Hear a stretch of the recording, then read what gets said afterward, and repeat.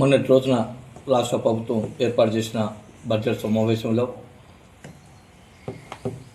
పూర్తిగా 6 గ్యారెంటీలు ఇచ్చి ప్రజలను ఏ విధానంగా మోసం చేసినారో మరి దానికి సంబంధించి ప్రజలు ఎంతో ఆశపడ్డ సందర్భంలో ఇలా పద్మశాలి రైతన్నల తర్వాత నేతన్నలని గుర్తించిన పెద్ద గొప్ప వ్యక్తి కేసీఆర్ గారు ఇలా రైతుల తర్వాత నేతన్నలని గుర్తించి ఇలా ఉపాధి కల్పించాలని చెప్పి ఒక లక్ష్యంతో ముందుకు పోయిన కేసీఆర్ గారు ఈ రోజున నేతన్నలకు సున్నా చూపించుడు అంటే 6 గ్యారెంటీలు ఏ విధానంగా చేసిండో ప్రజలను మోసం చేద్దామన్న ఆలోచన కొరకు ఇవాళ ఒకప్పుడు 1200 కోట్ల బడ్జెట్ పెట్టిన కేసీఆర్ గారు ఇవాళ దాన్ని 400 పెట్టి లాస్ట్కు 250కే సరిచేసిన ఇవాళ కాంగ్రెస్ గవర్నమెంటు ఇవాళ నేతన్నలను పూర్తి స్థాయిలో రోడ్డు మీదకి తీసుకొచ్చిన సందర్భంగా ఇవాళ మీడియా సమావేశం ఏర్పాటు చేసుకొని పత్రికా సోదరుల ద్వారా ప్రజలందరికీ తెలియజేయడం జరుగుతుంది.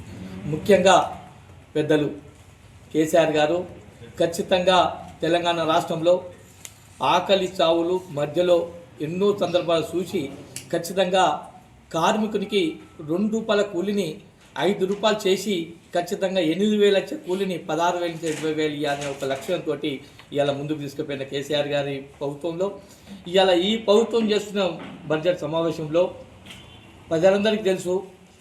మొన్ననే గవర్నమెంట్ రాగానే మేము గత ప్రభుత్వం 6 నెలలు నడిపింది, కోతలతోటి మేము సంవత్సరం ఎలా పని కల్పిస్తామని చెప్పిన ఈ కాంగ్రెస్ ప్రభుత్వం ఎక్కడుంది? దాదాపు 2.5 సంవత్సరాలు అవుతుంది. ప్రజలకు అర్థమవుతలేదా? ఇప్పటికైనా ఇంకా ఎన్ని కళ్ళబొల్ల మాటలు చెప్పుకుంటూ ప్రభుత్వాన్ని ముందుకు తీసుకుపోతా అని చెప్పి మీరు అనుకుంటున్నారో కానీ ప్రజలందరూ ఇప్పటికీ అర్థం చేసుకొని మొన్ననే సిరిసిల్ల పట్టణంలో గుణపాఠం చెప్పినా కానీ ఇంకా మీకు కోతలు మానడా అని చెప్పి నేను డిమాండ్ చేస్తున్నాను.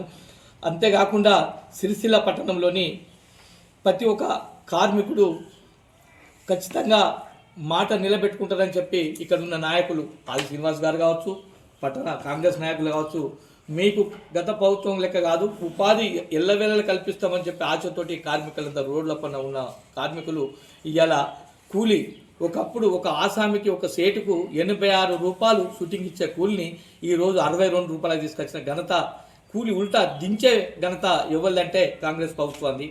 ₹54 ఉన్న కూలిని ఇలా ₹32 తీసుకొచ్చిన ఘనత ఎవరంటే ఈ కాంగ్రెస్ గవర్నమెంట్ది. ఖచ్చితంగా కార్మికుడు ఆసామి బతకలేని స్థితిలో పొమ్మన లెక్క పొగబెడుతున్నట్టు దీన్ని బట్టి పద్మశాలీలకు అర్థమవుతుంది. ఖచ్చితంగా పద్మశాలీలు ఖచ్చితంగా చేనేత కార్మికులే కావచ్చు, పద్మశాలే కావచ్చు, నువ్వు బడ్జెట్ కేటాయించదాన్నే విపక్షత చూపించినట్టు ఇలా 6 గ్యారెంటీలు అయితే ఏ విధానంగా మోసం చేస్తున్నావో ఆ విధానం కాకుండా ఉల్టా మీకు పెట్టమని చెప్పి ఇవాళ బడ్జెట్ను 258 కోట్లు పెట్టి ఇలా ప్రజలను మోసం చేస్తున్నట్టు పూర్తి స్థాయిలో తెలంగాణ రాష్ట్ర పద్మశాలి నేతన్నలకు పూర్తిగా అర్థమైపోయింది. రానున్న రోజుల్లో మీరు ఖచ్చితంగా మీరు చెప్పినా కానీ మాటలు నమ్మే పరిస్థితి లేదు.